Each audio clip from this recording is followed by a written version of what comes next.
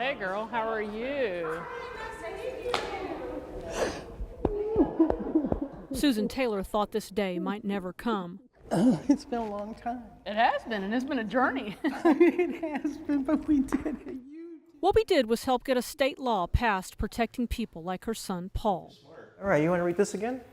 Look, this is farm animals, all right? What was that, Paul? Frog. It's a frog, yeah, good job. He is 32 and autistic, with the mind of a 2-year-old. Good job. In 2018, Paul was stabbed more than 90 times with a screwdriver by another resident at a Dallas adult care home.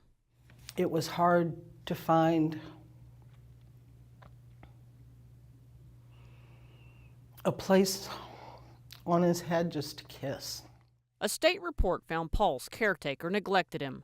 But under the old law, a caretaker could still take care of the disabled even after an abuse or neglect finding while they appeal. The new law, effective September 1, says caregivers must be immediately suspended once regulators find they've abused, neglected, or exploited a disabled person. I didn't expect to react the way I did when I read your Facebook post about the legislation passing. I wept. Thank you, Mr. Speaker. State Representative Chris Turner wrote the bill to help those with intellectual or developmental disabilities, or IDD, as a result of WFAA's investigation. I and other legislators would not be as aware of the problems and challenges in group homes were not for the investigative reporting that you did and WFAA did. Another of Turner's bills becoming law now makes national background checks for caretakers a requirement.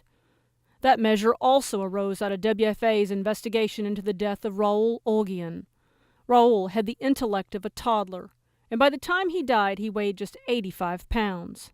Eat it. WFAA found that Raul's state-paid caretaker used to live in Arkansas, and she pled guilty there to stealing money from a federally funded daycare program. But when she moved to Texas and applied for jobs taking care of the intellectually disabled, those providers were only required to check for Texas crimes. So they missed her federal, out-of-state conviction. Had we had enhanced and more robust background checks, perhaps his story would have had a different outcome. The journey is not over.